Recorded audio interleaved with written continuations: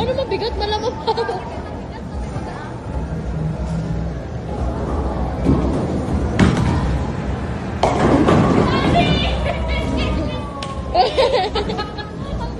May isa pa, may isa pa.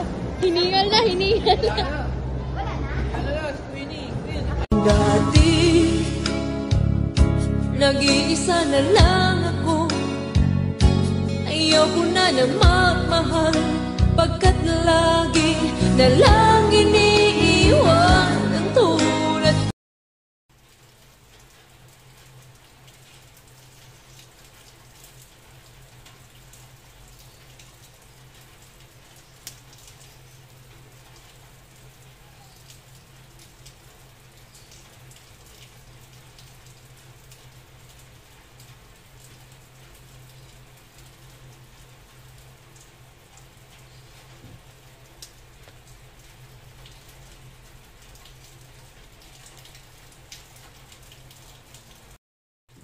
Yan, magugupit tayo ng ano, pambalot ng cheese stick.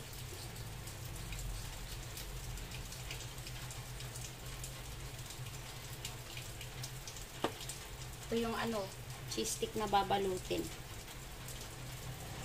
Iniwa-hiwa ko na.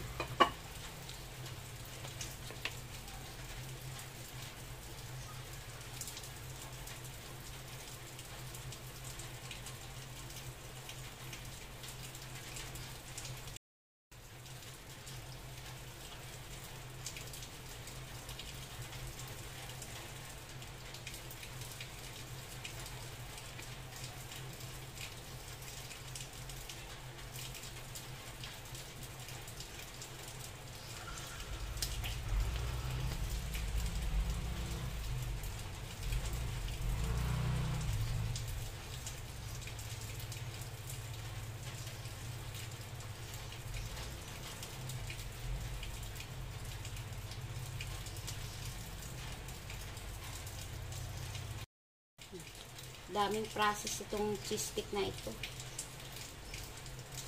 Hihiwain mo yung cheese. Gugupitin mo yung wrapper.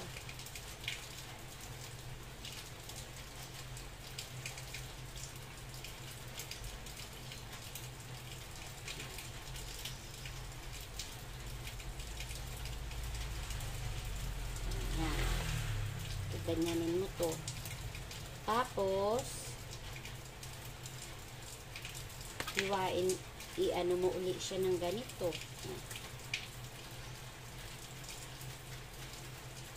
Kaya bago mo maibenta to, madami rin pagdadaanan neto. Yung cheese stick na to.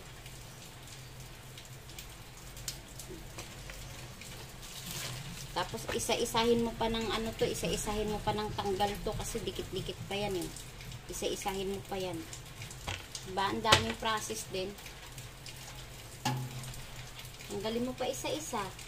Ngayon, 100 pieces to. 100 pieces rin yung tutuklapin mo. Tapos, ibabalot mo uli yung cheese dito. 100 pieces din uli. Bilang ka uli ng ano. Diba? Ganyong kabusisi yung magawa ng cheese stick. Pero, tsaga-tsaga lang.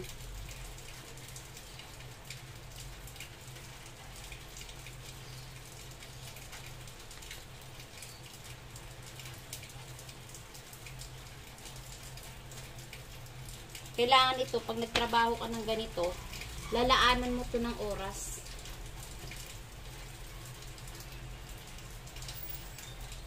Ay, buti lang yung apo ko tulog dun sa namin sa taas.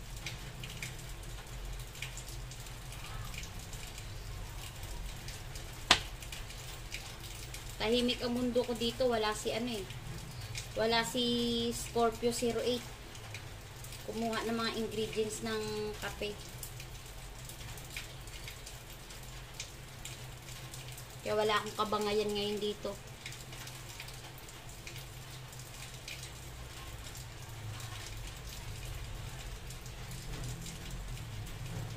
Ganun kabusisi ito.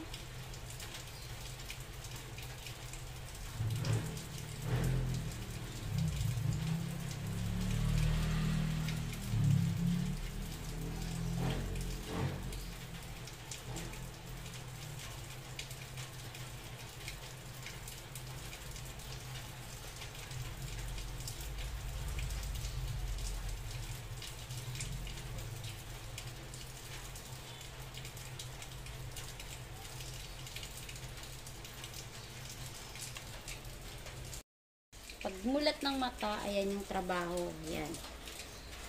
Luto, linis, tapos mamaya magtitinda na. Tapos ginagawa ko lang yung mga dapat paninda.